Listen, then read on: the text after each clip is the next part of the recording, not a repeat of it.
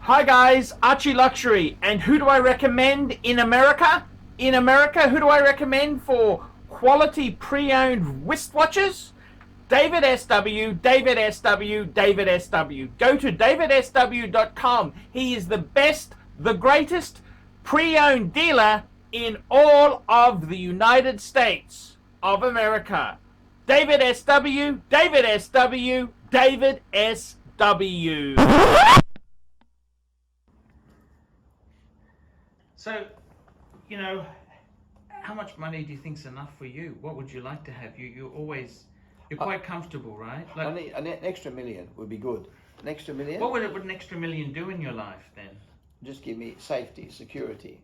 Because the blinking share market is so unstable. Well, now, say if you had, let's suppose you had a million. Yeah. And it's not my figure, Sure. but you had $1 million. So you put half, at my age, you put half into shares and half Sure. into term deposits or bank deposits where it's safe. Sure. So what do you get for your term deposit? $500,000, you'd be lucky to get 0.5%. Well, if you take inflation into account, you're losing money. You're losing. You're getting negative return. And then you put it into the share market, well, you're lucky to get 2%, but half the companies are not paying dividends.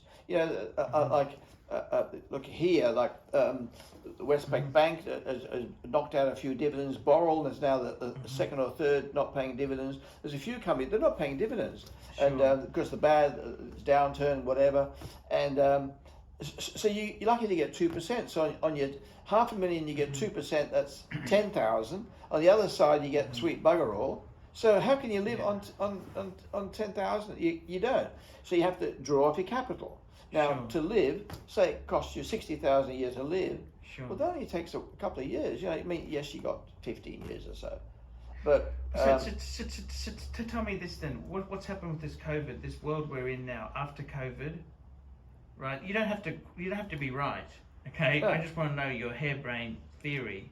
about COVID, Yeah, like seriously, how is the world at the moment? Like seriously, if you look at the share market, we're actually better off than before COVID. The share market has risen, certain things have risen. Property is valuable in Australia. properties increased substantially and increasing, especially in our state, because our state, the other states have But tell risen me before. this, do you think, let's ask you some quick COVID questions. Yeah. COVID questions, right? Do you think we're headed for a depression or major recession in the world? Well, if it wasn't for the stimulus, the answer, all the money that pumped into the countries, yes, it would have been shocking, it would have been disaster. But do you think we're going to have it soon? Possibly not. I think they're going to keep pumping money in. So where does this pumping money come from? Yeah, I'm still looking. I just. So where does it come from? Like you think about this. Okay, so you'd say normally when a country's in trouble, they borrow it from another country. Yeah. But they're all in They're trouble. all in trouble. So where are they borrowing it from? Yeah, exactly. Like, is it a spreadsheet dot? They move the pencil over and say, look, we printed a bit. What is this? Well, I think this is. I sort of come to this conclusion that if you had bought a house many years ago, so you paid 10,000 for the house and borrowed 10,000. Yeah. Now, if you owed 10,000 today, it's nothing Yes. because the house is now worth $500,000. Yes. So the same for the government. They raise it, print it, they get it from somewhere out of the moon, and in 20, 30 years' time, that 600 billion that they owe is going to be peanuts. But the thing is, normally if you print money, like in Germany, they printed all this Deutschmarks off. Yeah. Well, you needed a wheelbarrow of Deutschmarks for one potato. Yeah, but I suppose, but their country had fallen apart. They wasn't doing anything, and the currency it lost all its. It was worth nothing. Sure. Eventually. Well, what are they doing in America now? They're printing money.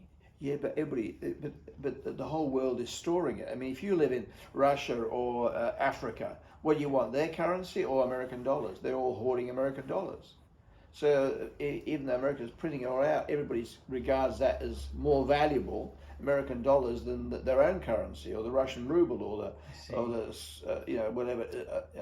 Some currencies are stronger, but so American dollar used to be, or it was the international currency. You know, trade for trade and whatever. Reserve, you build up your American dollar reserve, but now it's all changing. There's all the things have come in, but yeah, I just wonder where the hell they're getting it.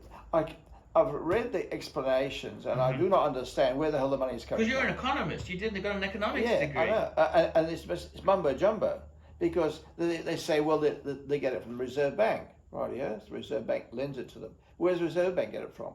Well, they borrow it from somewhere else. Well, the other countries have got a problem too. Yeah, but if it's their own currency, don't they just print it off?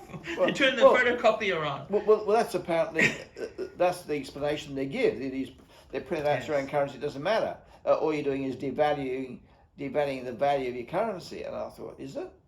I suppose if they're devaluing the value of the currency, that's one reason why property prices are increasing, because anything of asset. You know, if you had a house worth $1 million, and if currency devalues, well, it's be worth $2 million eventually.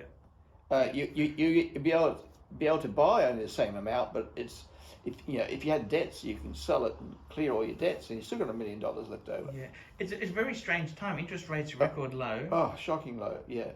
In fact, it's almost nil. But they're making it harder to borrow money. They won't just give you money willy-nilly, will they? Well, they're relaxing. You can't get money. You can't get a loan, can you? Like, look at this. It's ridiculous. You got $1 million home. Yeah. Hundreds of thousands in shares and cash. And you can't get a loan. And you can't get a loan. Could you borrow 20,000? Oh yeah. No, they get. Could you borrow 200,000? I think that's the limit. They offer me that. Yeah. Okay. Yeah. But but then they won't let you anymore. They say, well, how do you repay it? And even that's telling lies to get that money. You know, where you get the income from. I don't know how. In the old days, and this is going back 20, 30 years when I used to work in the bank, they used to say, Ronnie, what's your assets? You got a house, you got this. All right, so if you had a house and a unit at the Gold Coast, say. So yes, we'll lend it to you, and within a year or two, you're going to sell that and clear the debt. But they won't do that now. They're saying you need to repay from income. Well, how the hell can you get income when you're retired and you're not working? I see. Yeah.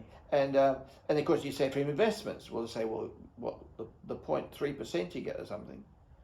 So that's not enough either. So that unless they change their approach, the old days they had the approach. They didn't have that approach. They had an approach. If you got the assets, you can sell that and clear that, or you can eventually, you'll have you'll be able to clear the debt from assets. But now the banks, because of legal cases happened in the past.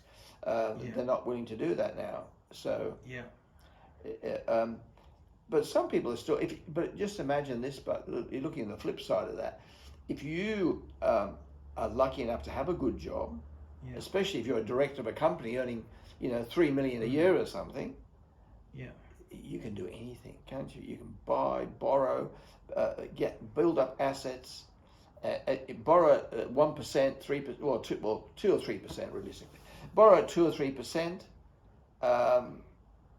assets, which will double or triple in due course, because the inflation is still going, but the value, your interest rates are low, borrowing's cheap, and the value of your money is, I don't know what's happening to that. Will be interesting to see, won't it? It's very frustrating. It's frustrating for people who are retired or older, because you don't know what the hell to do and where's it going. And then the government squeezes the pensioners. If you're relying on the government pension, it's not very good. Some countries have got a better system than ours. Sure. Ours is asset tested, income tested. In some countries, if you work, like in England, you work and you're entitled to a pension, because as you work, they put money into the fund, into a pension fund. Australia, they took the money for taxes and put it nowhere. And they said, we haven't got a pension fund. No. Well, what type of country is that? Why have other countries got these pension funds? Germany's got one. I don't know America how that works, but England has. You work, and as you work, the government puts money into a pension fund, or comes out of your taxes. But why haven't they done that in Australia? Mind you, England's got death duties. Do you want death duties to do this? Well, when you're dead, you don't need it, do you? I suppose that's their view. Yeah, well, the death duties are really, 40%. 40% is a big whack. Yeah, very bad. Okay. Friending me, enemy. All these neck just wanna be a mini me. All these neck just wanna be a mini me. All these neck just wanna be a mini me. Friending me, enemy. All these neck just wanna be a mini me. All these neck just wanna be a mini me. All these neck just wanna be a mini me. Friending me, enemy. All these neck just wanna be a mini me. All these neck just wanna be a mini me. All these neck just wanna be a mini me. Friending me, enemy. All these neck just wanna be a mini me. All these neck just wanna be a mini me. All these neck. Like, subscribe, and tell your friends, and don't be afraid to get a paid review. $50 for a paid review. It helps me stay full-time on YouTube, and I will see you in the next one. $50 paid review. I can't survive on Google Ads. I need your support. And guys, you could also sponsor me on Patreon. Patreon allows you to pay as little as $1 a month to keep me on YouTube. Hey guys, ArchieLuxury. Who do I recommend for watches in Brisbane and Sydney? Vintage Watch Co. That's correct. Vintage Watch Co. in Brisbane Arcade in Brisbane and the Strand Arcade in Sydney. Vintage Watch Co. Brisbane and Sydney. Ronnie, I've known him since the late 90s. Ronnie is a top bloke. Luke is a great guy. Vintage Watch Co. That is who I recommend in Australia.